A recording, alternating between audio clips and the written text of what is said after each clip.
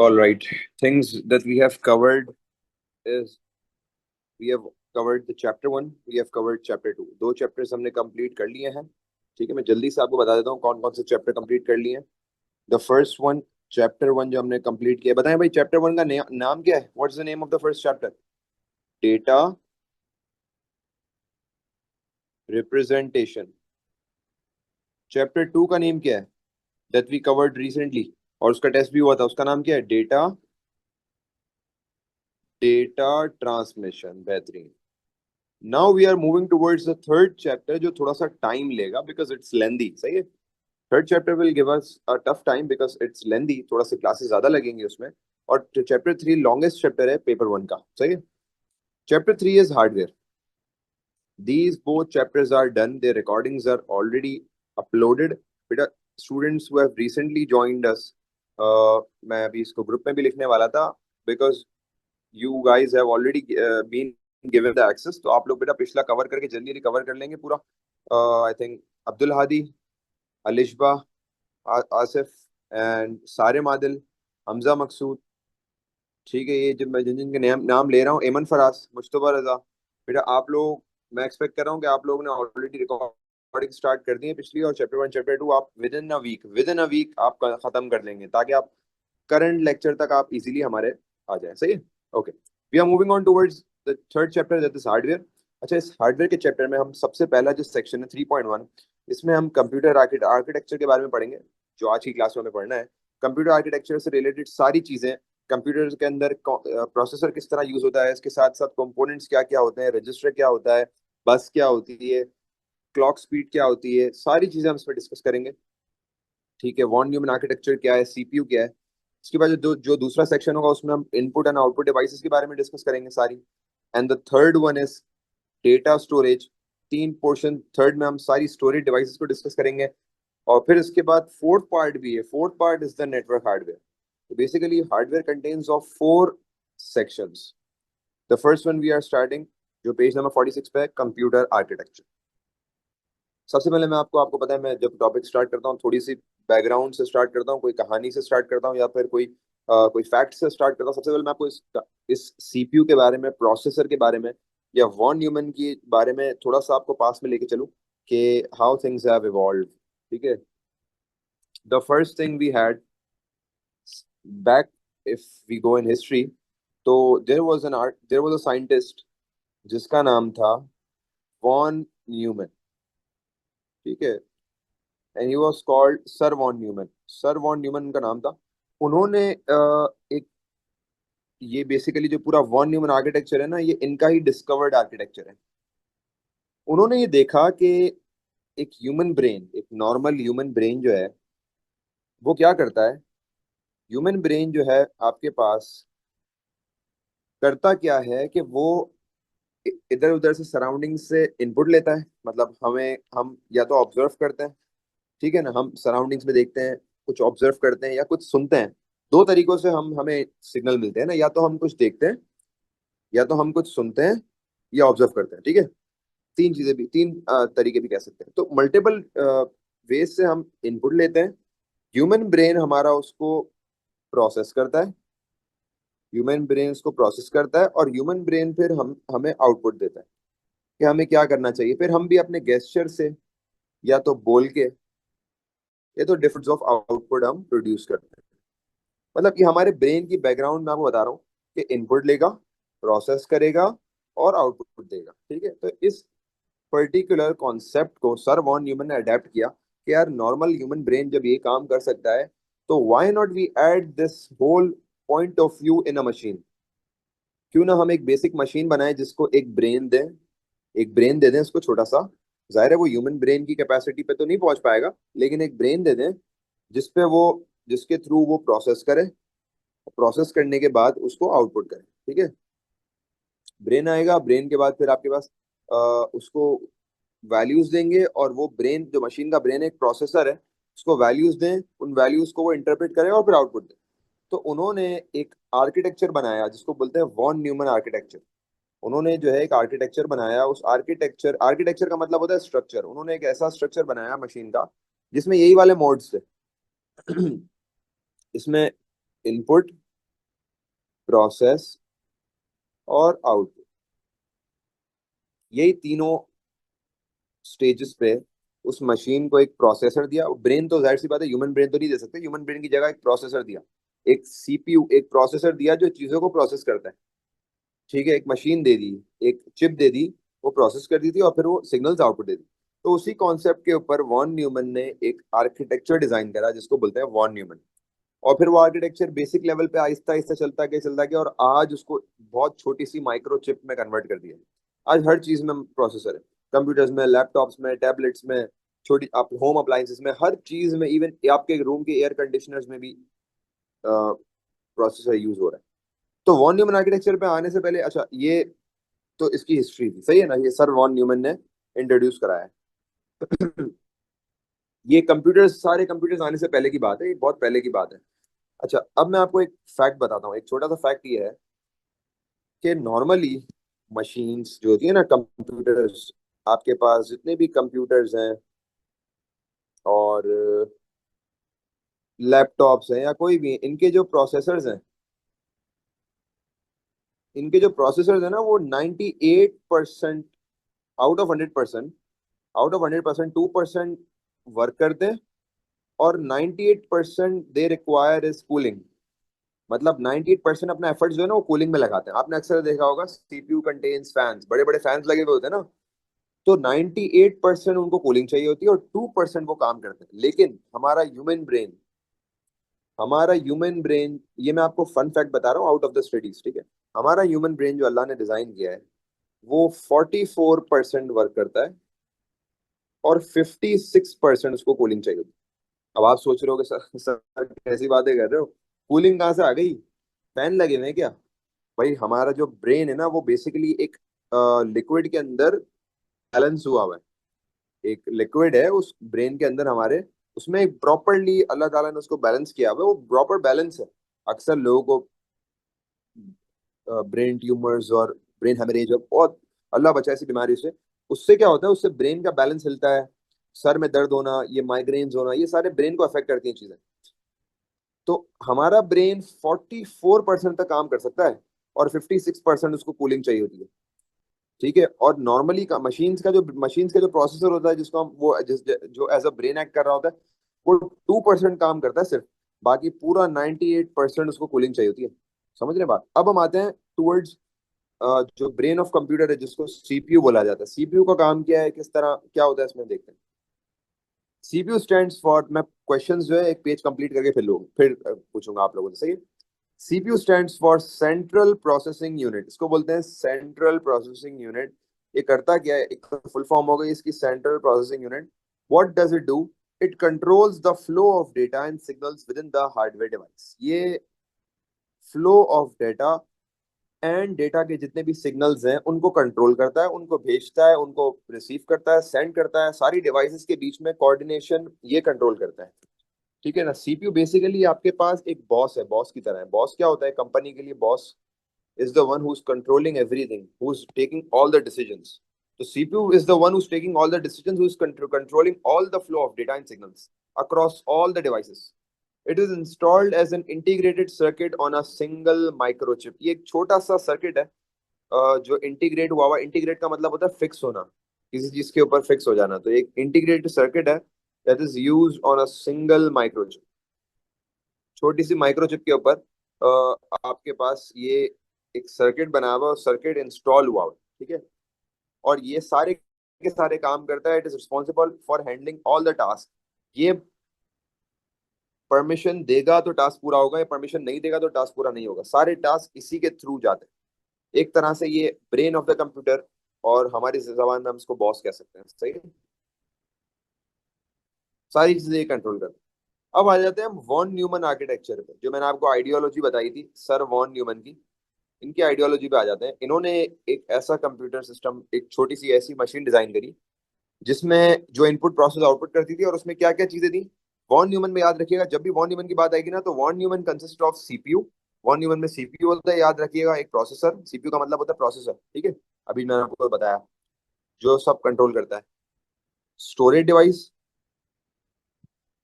जहाँ पे data store कर सको, ठीक है। And IO device, IO device basically हम आईओ डिवाइस का मतलब होता है इनपुट आउटपुट डिवाइस, जो हमने पढ़ी, इसके बाद पढ़ेंगे, हमने पढ़ी नहीं है। तो वॉन न्यूमन आर्किटेक्चर में सीपीयू होगा, स्टोरेज डिवाइस होगी और आईओ डिवाइस होंगी, मतलब इनपुट आउटपुट डिवाइसेस होंगी, ये तीन चीजें होंगी तो वॉन न्यूमन बनेगा, वरना नहीं बनेगा। वॉन न्यूमन के लिए एक प्रोसेसर चाहिए, स्टोरेज डेटा सेव करने के लिए जगह चाहिए, और इनपुट आउटपुट डिवाइसेस चाहिए ताकि सिग्नल्स एक दूसरे तक पहुंचा सके।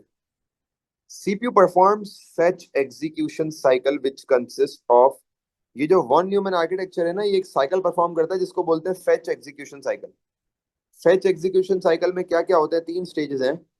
पहला है फेच, दूसरा है डीकोड, तीसरा है एग्जीक्यूट। अभी क्वेश्चन मैं एंड में लूंगा, अभी सिर्फ आपने गौर से सुनना है। पहला है फेच, दूसरा है डीकोड, तीसरा है एग्जीक्यूट। Fetch, decode, execute. सबसे पहले हम डिस्कस करते हैं फेच क्या होता है। फेच का मतलब समझना, फेच क्या होता है। फेच का मतलब होता है किसी चीज को पिक करना। Fetch basically refers to picking something, whenever you are picking something, उठाना कोई चीज को, सही है। फेच का मतलब पिक करना।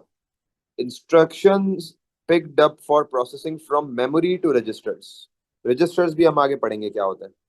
From memory to registers, memory से रजिस्टर में इंस्ट्रक्शन भेजनी है, तो उसको पिक करने के लिए हम फेच यूज करते हैं। फेच एक ऐसा स्टेज है जिसमें इंस्ट्रक्शंस को पिक करा जाता है, मतलब इंस्ट्रक्शंस को उठाया जाता है in order to make them ready, सही है। उठाया जाता है। उठाने के बाद अगला स्टेज है डी कोड। डी कोड क्या है भाई? डी कोड का मतलब होता है सिलेक्शन ऑफ, ये हो गया। डी कोड का मतलब है selection of certain instructions in order to get processed. Decode का मतलब होता है इंस्ट्रक्शन को पिक तो कर लिया ना, अब पिक करने के बाद उसको रेडी तो करो, अब उसको रन होने के लिए रेडी तो करो। तो बेसिकली जो इंस्ट्रक्शंस को रेडी करा जा रहा है ना, उसको बोलते हैं डी कोड। इंस्ट्रक्शंस को सेलेक्ट करके उनको रेडी करा जा रहा है ताकि वो नेक्स्ट मूवमेंट प्रोसेस हो सके, जिसको बोलते हैं डी कोड। तो डी कोड का मतलब बेसिकली होता है मेकिंग रेडी, रेडी करा जाना, ठीक है ना, something that is to be getting ready. Third stage आता है हमारे पास एग्जीक्यूट का। What is execute? एग्जीक्यूट का मतलब होता है किसी भी चीज को रन करना। The CPU assigns specific actions to the components to process the instruction. Basically, execute में क्या होता है कि CPU जो है वो ऑर्डर देता है कि इन इंस्ट्रक्शंस को प्रोसेस कर दो। प्रोसेस का मतलब होता है एग्जीक्यूट कर दो, रन कर दो। देखो, execute is another word for process, और you can also say run. Run का मतलब कोई भी चीज चलना। इंस्ट्रक्शंस को रन करा जा रहा है, मतलब इंस्ट्रक्शंस को प्रोसेस किया जा रहा है, कंप्लीट किया जा रहा है। तो तीन स्टेजेस हैं, पहला फेच, पिक किया, दूसरा डिकोड, तैयार किया, तीसरा एग्जीक्यूट। अब मैं इन तीनों को ना एक रियल लाइफ एग्जांपल से रिलेट करता हूँ। यहाँ पर एक रेस ट्रैक है, and here are some athletes, here is the crowd that is sitting and watching, ठीक है। सबसे पहले इसमें से आपके स्पोर्ट्स डे पे यही होता है ना। स्पोर्ट्स डे पे क्या होता है, सबसे पहले स्टूडेंट्स आर कॉल्ड आउट, ठीक है। स्टूडेंट्स को बुलाया जाता है, स्टूडेंट्स को कॉल आउट करा गया, फेच करा गया। सबसे पहला स्टेज मैं आपको बता रहा हूँ, जो बता रहा हूँ वो आपको बता रहा हूँ, fetch, students are called out. Students को बुला लिया। स्टूडेंट को बुलाने के बाद अब दूसरा स्टेज है स्टूडेंट्स को रेस ट्रैक पे रेडी रखना। सबको रेडी रखा जा रहा है रेस ट्रैक पे। ये जो रेडी रखा जा रहा है ना, ये क्या बोलते हैं, इस पर्टिकुलर प्रोसेस को क्या बोलते हैं? डिकोड। डिकोड का मतलब है making them ready, making them ready to run. Third stage जो आपके पास, जब बच्चे भागना शुरू हुए, इसको क्या बोलेंगे, ये अब एक्शन ले लिया उन्होंने, उस एक्शन, उस स्टेज को बोलते हैं एग्जीक्यूट। तो तीन स्टेजेस होते हैं, पहला फेच, दूसरा डिकोड, तीसरा एग्जीक्यूट। पहले में क्या होता है, instructions is picked up, second में instruction is getting ready, the third one is instruction is executed. फिर फेच, डिकोड, एग्जीक्यूट के बाद हम आते हैं features of von Neumann. Features of von Neumann क्या होता है? वॉन न्यूमन आर्किटेक्चर जो हमने अभी पढ़ा, जो von Neumann, sir von Neumann के नाम में, उसमें फीचर्स क्या है, मतलब उसमें क्या क्या क्वालिटीज है। देखो, एडवांटेजेस अलग चीज है, फीचर्स अलग चीज है। फीचर्स का मतलब होता है क्वालिटीज, कैरेक्टरिस्टिक्स। फीचर, सबसे पहला फीचर ये कि it consist of a CPU. सबसे पहला फीचर ये है कि इसके अंदर एक सीपीयू है, ठीक है, सही है, समझ आती है बात। सेकंड फीचर है processor can access the memory directly. देखो, ये फीचर क्या कह रहा है, प्रोसेसर मेमोरी को डायरेक्टली एग्जीक्यूट कर सकता है, मतलब डायरेक्टली एक्सेस कर सकता है, मतलब प्रोसेसर और मेमोरी के बीच में कोई दूसरा नहीं है। मतलब प्रोसेसर और मेमोरी के बीच में कोई मिडिल मैन नहीं है। प्रोसेसर और मेमोरी डायरेक्टली एक दूसरे को एग्जीक्यूट कर सकते हैं। There is no middle man sitting in between. सही है। Instructions are executed in sequence. Instructions को सीक्वेंस में एग्जीक्यूट किया जाता है। मतलब जो पहले आएगी वो पहले एग्जीक्यूट होगी, जो बाद में आएगी वो बाद में एग्जीक्यूट होगी। ठीक है। इंस्ट्रक्शंस को सीक्वेंस बाय सीक्वेंस एग्जीक्यूट किया जाता है। एक के बाद एक sequence by sequence instruction execute होंगी। मतलब according to their priorities execute होंगी। जो पहले आई है भाई, जो पहले आया है उसकी पहले बारी है ना। जो बाद में आया उसकी बाद में बारी आएगी। Memory stores programs as well as data. Memory जो है वो प्रोग्राम भी स्टोर करती है और प्रोग्राम के साथ साथ उनका डेटा भी स्टोर करती है। क्या मतलब है? मतलब ये कि फॉर एग्जांपल प्रोग्राम है गूगल क्रोम। प्रोग्राम है गूगल क्रोम और अंदर डेटा जो चल रहा है वो चल रहा है यूट्यूब। तो आपके मेमोरी में, आपकी रैम में गूगल क्रोम भी चल रहा है और उसके साथ साथ उसका डेटा मतलब यूट्यूब भी चल रहा है। आप समझ रहे बात? तो वॉन न्यूमन के अंदर मेमोरी प्रोग्राम को भी स्टोर करती है और प्रोग्राम के डेटा को भी स्टोर करती है। ठीक है। यहाँ तक हमने क्या क्या देख लिया? हमने देख लिया what is CP, what is von Neumann, what is features of von Neumann. सही है। अब हम एक और चीज देखेंगे बसेस पे। मैं क्वेश्चंस ले रहा हूँ आप लोगों से। सही है। जिसको क्वेश्चन है वो भी हैंड रेस कर ले, मैं बसेस के बाद क्वेश्चन पिक करता हूँ। What are buses? देखो भाई, बसेस बेसिकली क्या काम करती है। देखो भाई, कोई भी जब प्रोजेक्ट बनता है ना, कोई भी जब इंफ्रास्ट्रक्चर तैयार होता है, फॉर एग्जांपल एक इंफ्रास्ट्रक्चर तैयार हो रहा है, कोई भी जगह पे कोई चीज बन रही है, फॉर एग्जांपल एक छोटा सा अपार्टमेंट बन रहा है, सोसाइटी बन रही है, घर वर बन रहे हैं, तो बसेस आर मेजर इंपॉर्टेंट ताकि वो उनको आपस में कनेक्ट किया जा सके। यहाँ पे भी बसेस का यही काम है। बसेस का काम यहाँ पे ये है कि to connect all the components in von Neumann architecture. Buses को इसलिए यूज किया जाता है ताकि एक दूसरे सारे कंपोनेंट्स एक दूसरे के साथ कनेक्ट हो सके। ठीक है। अब होता क्या है जरा समझना। यहाँ पे वॉन न्यूमन में three three types of buses use होती हैं। The first one is data bus, the second one is address bus and the third one is control bus. Data bus, address बस, कंट्रोल बस, तीन buses हमारे पास use होती हैं। अब सबसे पहले हम पढ़ते हैं डेटा बस। डेटा बस क्या होती है? सबसे पहले तो याद रखिएगा, डेटा बस बाय डायरेक्शनल है। बाय डायरेक्शनल का मतलब क्या होता है गाइस? चैट पे बताएं what is by direction. Something that is by directional, उसका मतलब क्या है? कि वो दो बोथ डायरेक्शंस हो। बेहतरीन, वो दोनों डायरेक्शन में मूव हो सकती है। मतलब वो लेफ्ट टू राइट भी मूव हो सकती है और वो राइट टू लेफ्ट भी मूव हो सकती है। ठीक है। By directional. तो डेटा बस जो होगी ना, डेटा डेटा ले आने वाली, वो दोनों तरफ मूव कर सकती है। तो और वो काम क्या है उसका? It carries data between IO devices, मतलब input output devices, memory and processor. तीनों डिवाइसेस के बीच में डेटा ले जाना और ले आना कर रही है। डेटा भेज भी रही है, डेटा ला भी रही है। आईओ डिवाइस मतलब इनपुट आउटपुट डिवाइसेस, मेमोरी और प्रोसेसर मतलब ऑलमोस्ट सारे कंपोनेंट्स ही हो गए। सारे कंपोनेंट्स के बीच में डेटा लेके भी जा रही है और लेके आ भी रही है। डेटा बस का काम है। दूसरी बस आती है एड्रेस बस। एड्रेस बस यूनिडायरेक्शनल है। बेटा यूनिडायरेक्शनल का मतलब क्या है? व्हाट इज यूनिडायरेक्शनल बस? यूनिडायरेक्शनल क्या करती है? बेहतरीन, वन डायरेक्शन के अंदर यूज होती है। यूनिडायरेक्शन बेसिकली हमारे पास यूज होती है इन वन डायरेक्शन, मतलब एक जगह से दूसरी जगह डेटा ले जाना है बस। तो carries addresses of instructions from CPU to memory. Unidirectional आपके पास जो एड्रेस बस है वो सीपीयू से मेमोरी की तरफ इंस्ट्रक्शंस लेके जा रही हैं, एड्रेसेस लेके जा रही हैं। एड्रेसेस सीपीयू से मेमोरी, मेमोरी से वापस सीपीयू नहीं आ सकते। यूनिडायरेक्शन है मतलब सिर्फ एक ही डायरेक्शन अलाउड है। आना जाना हो सकता है, आना नहीं हो सकता। सही है। सीपीयू से मेमोरी। थर्ड बस हमारे पास जो आती है that is control bus. Control bus भी बाई डायरेक्शनल है। बाई डायरेक्शनल का मतलब आपको पता है बोथ डायरेक्शंस है, मतलब जा भी सकती है और आ भी सकती है। कंट्रोल बस क्या कैरी करती है? कंट्रोल बस कैरी करती है, carry signals related to control and activity within the computer. ये सिग्नल्स कैरी करती है related to control and activity. क्या मतलब है? ये बेसिकली आपके पास कौन से वाले सिग्नल्स कंट्रोल करती है? ये आपके पास सिग्नल्स कंट्रोल करती है उनमें आपके पास स्टेटस आता है, मतलब स्टेटस क्या चल रहा है, चीजें सही चल रही है नहीं चल रही है। एक्नॉलेजमेंट, एक्नॉलेजमेंट सिग्नल्स, मतलब एक्नॉलेजमेंट का मतलब है कि आपके पास जो भी डेटा जा रहा है वो सही जा रहा है, उसकी एक्नॉलेजमेंट है नहीं है, मतलब ग्रीन सिग्नल्स दिए है ना, कहीं रेड तो नहीं है, कोई मसला तो नहीं आ गया। सही है। इसके अलावा 1 0 के सिग्नल्स होते हैं, वो सारे सिग्नल्स अब जाते हैं। ठीक है, अब क्वेश्चंस पूछे बेटा, हाथ उठाएं, हैंड रेस करें और क्वेश्चन पूछें। जी भाई पूछे। अब वो कर, अनम्यूट अनम्यूट कर दें जिसका पूछना है। जी बिल्कुल ऐसा ही, वी मीन सीपीयू। सर आप वो वॉन न्यूमन के स्ट्रक्चर एक बार एक्सप्लेन कर दें। वॉन न्यूमन का स्ट्रक्चर, बेसिकली वॉन न्यूमन के स्ट्रक्चर में आपके पास तीन चीजें होंगी, याद रखना।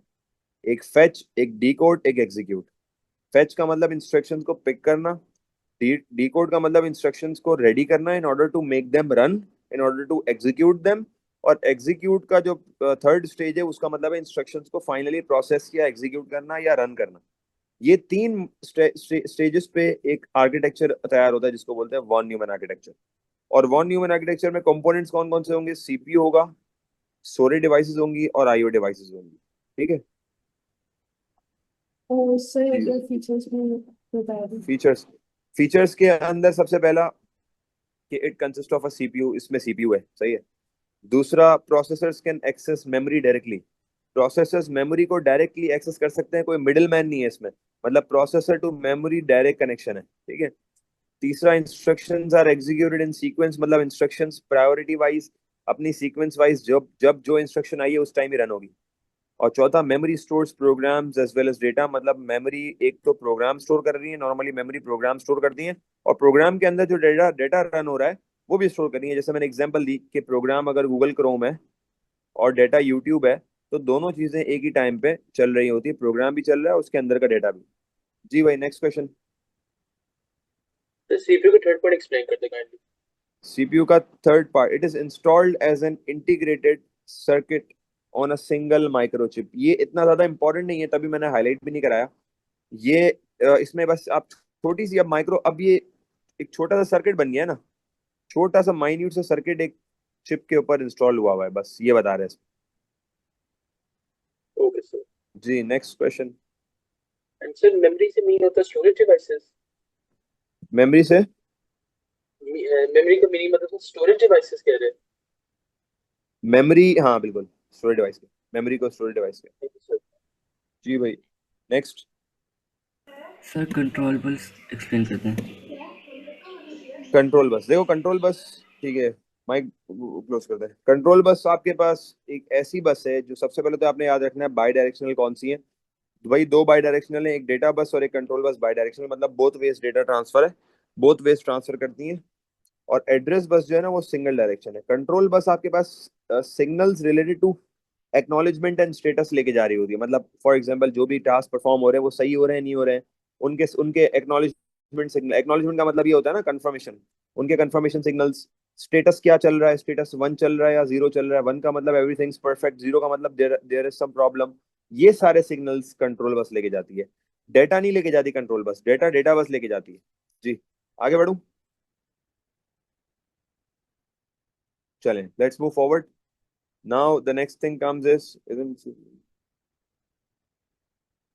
जी जी, CPU deals with everything, CPU deals with all the instructions.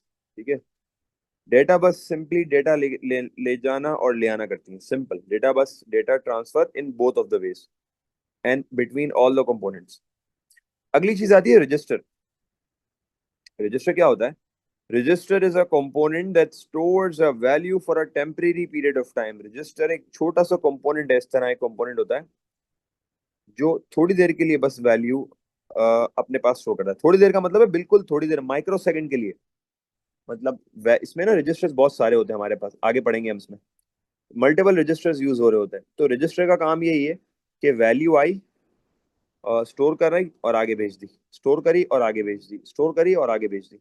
और बहुत छोटे से टाइम के लिए स्टोर करता है ये, बहुत छोटे से टाइम के लिए। वैल्यू आई, स्लाइटली स्टोर करी और आगे भेज दी। ठीक है, रजिस्टर का काम ये है। अब बहुत तरह के रजिस्टर्स होते हैं, मल्टीपल रजिस्टर्स होते हैं। Registers are divided into two parts. सबसे पहला है जनरल पर्पस रजिस्टर्स, जो प्रोसेस करते हैं हर टाइप ऑफ डेटा को। देखो नाम से पता लग रहा है, general purpose register. General purpose registers are the registers which process all types of data, मतलब हर तरह का डेटा इंस्ट्रक्शंस हो, एड्रेस हो, स्टेटस हो, एक्नॉलेजमेंट हो, हर तरह का डेटा प्रोसेस करते हैं।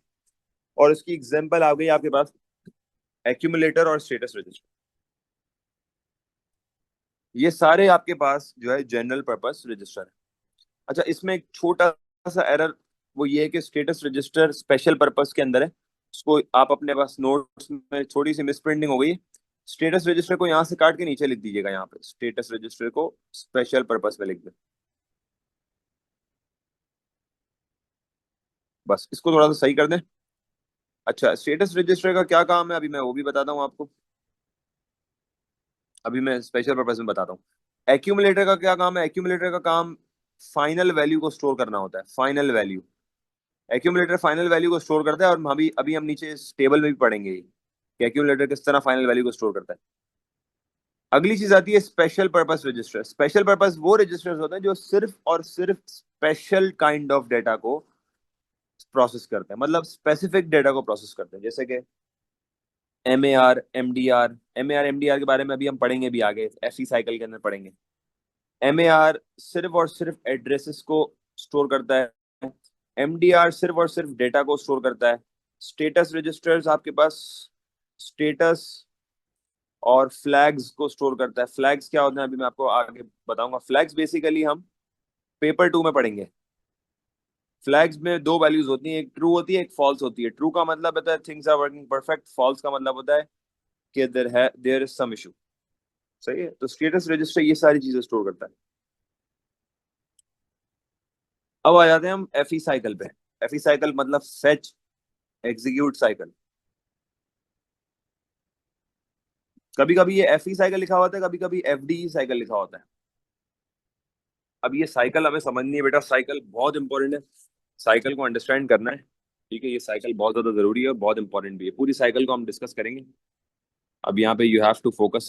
सबसे पहले जो चीज आ रही है ना, जब इंस्ट्रक्शन प्रोसेस करने के लिए अंदर आती है, एफई साइकिल में आ रही है कोई भी इंस्ट्रक्शन। इंस्ट्रक्शन में कुछ भी हो सकता है। इंस्ट्रक्शन का मतलब हो सकता है कि दो वैल्यूज को ऐड करना है, या दो वैल्यूज को मल्टीप्लाई करना है, या एक्स वाई जी एनीथिंग। तो सबसे पहले वो आती है पीसी के पास। पीसी का फुल फॉर्म है program counter. PC full form है प्रोग्राम काउंटर।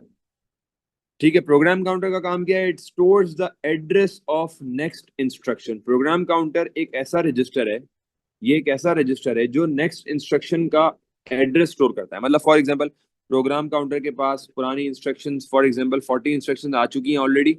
अब 41 इंस्ट्रक्शन आएगी, फिर 42nd आएगी, फिर 43rd आएगी। 41st जो इंस्ट्रक्शन आई है ना, उसका रिकॉर्ड उसने, इसका भी एड्रेस स्टोर कर लिया। इसको यूं समझ लो कि एक कॉलेज है, एक स्कूल है, वहां पे एडमिशन आया। और जब एडमिशन आया तो सबसे पहले वो एडमिन के पास आया। PC is acting as an admin here, कि एडमिन ने बच्चे का नाम एंड उसकी एड्रेस और उसकी सारी फर्दर डिटेल्स ले ली हैं।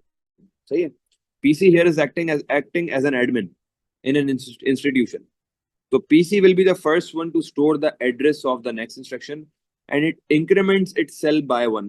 PC अपने आप को +1 करता रहता है। देखो ना, 41st इंस्ट्रक्शन आई है, उसके बाद जब 42nd आएगी तो अपने आप को +1 करेगा ना, तब जाके 42 पे पहुंचेगा, फिर 43 पे पहुंचने के लिए +1 करेगा। तो जो भी इंस्ट्रक्शन आती है ना, उसका एड्रेस PC रखता है। ठीक है, अच्छा, PC ने एड्रेस स्टोर किया। पीसी ने एड्रेस स्टोर करके इंस्ट्रक्शन को फॉरवर्ड कर दिया किसको? एमएआर को। अब एमएआर क्या है? एमएआर का फुल फॉर्म समझ लेते पहले तो। आपने ऊपर पढ़ा था ना, ये रहा MAR. MAR is an example of special purpose. MAR stands for memory address register. MAR memory address register को कहते हैं। काम क्या है इसका? It stores the address of instruction and sends it to memory through address bus. ये करता क्या है? ये एमएआर जो है ना, सिर्फ और सिर्फ एड्रेस रखता है। देखो नाम से पता लग रहा है मेमोरी एड्रेस रजिस्टर। ये एड्रेस स्टोर करता है और एड्रेस जो भी इससे स्टोर करा हुआ होता है ना, वो मेमोरी में भेज देता है। वो ये मेमोरी में फॉरवर्ड कर देता है। और कौन सी बस यूज होगी जब ये मेमोरी में एड्रेस भेजेगा? तो कौन सी बस के थ्रू एड्रेस जाता है? आपको पता है मेमोरी में एड्रेस सिर्फ एड्रेस बस जाता है, हमने अभी पढ़ा है। एड्रेस बस, ये रहे address bus. Address bus carries address from CPU to memory. ठीक है ना, तो मेमोरी में सीपीयू के थ्रू जा रहा है, और ये पूरा सीपीयू है, ये पूरा का पूरा कंप्लीट सीपीयू है। अभी हम सीपीयू के पार्ट्स को डिस्कस कर रहे हैं। सही है, कंप्लीट सीपीयू है, हम सीपीयू के अंदर पार्ट्स को डिस्कस कर रहे हैं। तो एड्रेस जो है एमएआर से रैम की तरफ चला गया। गौर से सुनिएगा बेटा, बार बार फिर वापसी पूछने के बजाय गौर से सुने जो मैं बोल रहा हूँ। Memory address register address of the instruction को फॉरवर्ड कर देगा मेमोरी की तरफ, जो कि है रैम। सही है। एमडीआर क्या करेगा, और इसने एमएआर ने एमडीआर को बता दिया कि भाई मैंने एड्रेस फॉरवर्ड कर दिया है, तुम एड्रेस ले लो। एमडीआर क्या करेगा, एमडीआर उस एड्रेस पे जो डेटा पड़ा हुआ है, फॉर एग्जाम्पल एड्रेस है 020 और उस पे डेटा पड़ा हुआ है 10101111। सही है। Let's say this is the data that is there and I have to fetch this data. तो एमडीआर क्या करता है, उस एड्रेस पे, जो भी एड्रेस पे एमएआर ने जो एड्रेस दिया है ना, उस पे जो डेटा पड़ा हुआ है ना, वो डेटा रिसीव कर लेता है, वो डेटा मंगवा लेता है। ये जो अभी इसने डेटा पिक किया है, ये कौन सी बस से पिक होगा, डेटा बस से, एड्रेस बस से, या कंट्रोल बस से? डेटा जो पिक हुआ है बेटा, वो कौन सी बस से होना चाहिए आपके हिसाब से पिक? डेटा बस से, कंट्रोल बस से, या एड्रेस बस से? डेटा बस से। बेहतरीन। तो ये डेटा बस से आपके पास एड्रेस पिक हो जाता है। सही है। चलो भाई, एमडीआर ने डेटा बस से एड्रेस मंगवा लिया। एमडीआर की फुल फॉर्म क्या है, मेमोरी डेटा रजिस्टर। एमएआर की फुल फॉर्म क्या है, मेमोरी एड्रेस रजिस्टर। जब इसने डेटा पिक किया, मुझे बताओ पिक करने वाले स्टेज को क्या बोलते हैं? When the data is getting picked, उसको क्या बोलते हैं? Whenever the data is being picked, क्या बोलते हैं? फेच। बेहतरीन। तो बेसिकली इसने यहाँ पे फेच किया है, ये पहला स्टेज है, मैंने 1 बना दिया। सही है, यहाँ पे फेच हुआ है। एमडीआर ने डेटा पिक करने के बाद it receives data from memory through data bus, ये अपना डेटा फॉरवर्ड कर देता है सीआईआर को। एमडीआर डेटा जो भी रिसीव करता है वो फॉरवर्ड कर देता है सीआईआर को। सीआईआर का full form current instruction register. बेटा इसके बहुत सारे फुल फॉर्म आएंगे, इसमें आपने याद रखने हैं। CIR stands for current instruction register। CIR क्या करता है, CIR holds the data to be decoded। decoded का मतलब क्या होता है आपको पता है ना? decoded का मतलब something getting decoded का मतलब क्या है, something is getting ready। सही है। तो यहाँ पर आपके पास डेटा को डिकोड होने के लिए ये होल्ड करता है अपने पास। इसको यूं समझ लो कि जो एडमिशन था ना स्टूडेंट का, वो सारे प्रोसेस से गुजरने के बाद now they are saying the student to wait. बेटा आप थोड़ा सा वेट कर लें, वो कहते हैं ना आप लोग थोड़ा सा वेट कर लें with the parents, and they are waiting in CIR. तो basically the instruction is waiting in CIR in order to be process. आगे जाके प्रोसेस होना है उसको, तो वो डिकोड हो रही है, वो रेडी हो रही है। ठीक है। कहाँ रेडी हो रही है? सीआईआर में। सीआईआर का full form current instruction register. CU decodes instruction। CU stands for control unit। Control unit का नेक्स्ट पेज पे अभी हम टास्क पढ़ेंगे। Control unit is the one that is decoding the instruction. तो सीआईआर बेसिकली कंट्रोल यूनिट के साथ connect हुआ होता है। Control unit is decoding the instructions. ठीक है। सीआईआर के बाद जब सीआईआर ने रेडी कर लिया, उसको अपने पास रखा, जब उसका टाइम पूरा हो गया, तो सीआईआर फिर फाइनली फॉरवर्ड कर देता है डेटा एएलयू को। एएलयू क्या है? ALU stands for arithmetic logic unit and it is responsible for the execution. तो फैच हो गया, यहाँ सेकंड में डिकोड हो रहा है यहाँ पे, और थर्ड में यहाँ पे एएलयू उसको एग्जीक्यूट करेगा। मतलब यहाँ पे जो फॉरवर्ड किया है सीआईआर ने, वो एग्जीक्यूट करने के लिए किया है। It performs mathematical operations on the data such as multiplication, addition, subtraction, division। ये सारे प्रोसेस ALU परफॉर्म करता है। ALU arithmetic logic unit is the one responsible for processing the instruction. तो 3 स्टेजेस आपने देखे। पहला जब एमडीआर ने डेटा मंगवाया तो वो फेच किया। सेकंड सीआईआर में डेटा गया डिकोड होने के लिए। थर्ड ALU में डेटा गया एग्जीक्यूट होने के लिए। ठीक है। तो this is the very important thing that you have to focus. ALU के बाद जब ALU ने इंस्ट्रक्शन को प्रोसेस कर लिया, तो ALU इंस्ट्रक्शन को फॉरवर्ड करता है ACC में, दैट इज एक्यूमुलेटर। एक्यूमुलेटर का काम क्या है? एक्यूमुलेटर के साथ बेटा सीधे हाथ पे लिख दें छोटा सा कि it stores the final value. Accumulator final value को स्टोर करता है, और एक्यूमुलेटर एक जनरल पर्पस रजिस्टर है। आपने ऊपर पढ़ा था ना, एक्यूमुलेटर एक जनरल पर्पस रजिस्टर है। एक्यूमुलेटर सिर्फ और सिर्फ वैल्यू को स्टोर करता है, हर टाइप ऑफ डेटा को ये अकोमोडेट कर लेता है, मतलब जो भी वैल्यू आती है उसको स्टोर कर लेता है फाइनली। इसका कोई स्पेसिफिक काम नहीं है, जनरल है। तो ये सारे स्टेजेस हमने फॉलो किए एक FE cycle, fetch decode execute cycle में, और उसके सवाल भी आते हैं आपके पास। जी भाई, now is the time to question. पूछे, सवाल पूछे, हैंड रेज कर रहे हैं और क्वेश्चन पूछे, और जल्दी जल्दी पूछेगा and let everyone ask it. Sir ये पेपर स्पेसिफिकली में पूछे। ऐसी टेबल बनाने को आएगा? नहीं, पेपर में टेबल बनाने को नहीं आएगा। पेपर में आपसे या तो फुल फॉर्म पूछ सकता है, या तो कोई स्टेप बीच में से मिस करवा के पूछ सकता है, या तो फिल इन द ब्लैंक्स पूछ सकता है, या तो इसका इसका इसका थ्योरी आंसर पूछ सकता है कि how just fetch decode execute cycle run. इस तरह का सवाल आ सकता है। वो हम करेंगे, जिस तरह के सवाल पूछ सकता है ना पेपर में, वो हम करेंगे। सर एमआर से डेटा रैम में है या एमडीआर में? MAR से डेटा जाता है रैम में, उसका वो डेटा नहीं जा रहा, वो एड्रेस जा रहा है। उस एड्रेस पे जो डेटा पड़ा हुआ होता है वो रैम से MDR में जाता है। सही है ना? तो MDR रिसीव कर रहा है मेमोरी से, MDR MAR से रिसीव नहीं कर रहा। MAR, हाँ आप ये कह सकते हो MAR से इनडायरेक्टली रिसीव कर रहा है, लेकिन डायरेक्टली तो रैम से रिसीव कर रहा है ना। जी बेटा, सवाल जल्दी जल्दी पूछे। सर सर जी, रजिस्टर सारे सीपीयू के अंदर होते हैं? सब कुछ CPU में होता है, सब कुछ। इतना बड़ा CPU है। ये देखें, ये CPU है, और CPU में सब कुछ है। CPU में ये PC है, और MAR है, सारे रजिस्टर्स जो है ना PC, इसमें CPU में MDR है, और फिर आपके पास CIR है, फिर ALU है। सारे सारे के सारे जो है बेसिकली इसी में ही होता है। एक चीज बाहर होती है बस, मैंने आपको बताया भी था क्या बाहर होती है। एक चीज बाहर मैंने आपको बताई थी, क्या होती है? मेमोरी। मेमोरी सर जो होती है सीयू? ना आपकी, जो रैम, ओके रैम बाहर होती है। CU भी अंदर है, CU भी अंदर है। Okay CU sir. यहाँ पर होता है, जिसके अंदर CIR होता है। हम पढ़ेंगे CU को आगे, आगे वाले पेजेस के अंदर ना, हम देखेंगे चीजें किस तरीके से प्रोसीड होती हैं। जी, नेक्स्ट क्वेश्चन। तो ये पूरा CPU है, अगर आपके जहन में ये है CPU अलग है, CPU के अंदर ही सब कुछ है। ठीक है गाइस? जी बेटा, जी जो एरिया पूछो। और किसी का बेटा, सबको क्लियर हो गई ये बात?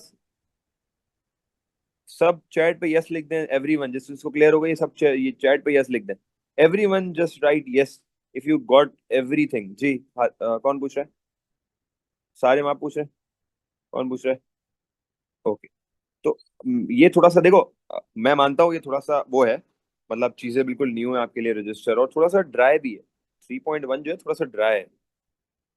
ठीक है। इनिशियल स्टेप समझा रहे, बिफोर फैचिंग में बता देता हूँ। बिफोर फैचिंग क्या होता है? बिफोर फैचिंग में बता देता हूँ बिल्कुल क्या होता है। ओके। तो बेसिकली यहाँ पर हो क्या रहा है, होता है ये, सबसे पहले इंस्ट्रक्शन PC में आई। PC ने इंस्ट्रक्शन का एड्रेस स्टोर किया, नेक्स्ट इंस्ट्रक्शन का एड्रेस स्टोर किया, और +1 करके MAR को दे दिया। MAR मेमोरी एड्रेस रजिस्टर है, ये एड्रेस को भेजता है मेमोरी को। फिर आपके पास आता है MDR। MDR क्या करता है? MDR उस एड्रेस पे जो डेटा पड़ा हुआ है ना, फेच डेटा करेगा, एड्रेस नहीं करेगा, क्योंकि MDR is made for data. Data मंगवाता है उस एड्रेस पे जो एड्रेस MAR ने भेजा था रैम को। तो एड्रेस पे डेटा फेच करवाता है, फिर आगे का प्रोसेस तो आपको पता है। MDR फिर अपनी जो भी डेटा ऑफ इंस्ट्रक्शन का वो CIR में देता है। CIR में इंस्ट्रक्शन वेट करती है, रेडी होती है। जब उसकी बारी आती है तो वो ALU में जाके डिकोड होती है, रन होती है। ALU is the processor. आप प्रोसेसर जो पूछ रहे हैं ना, basically ALU is the one that is processing instruction, it is the real processor. It performs mathematical operation, और फाइनली एग्जीक्यूटेड वैल्यूज को एक्यूमुलेटर में सेव करा जाता है।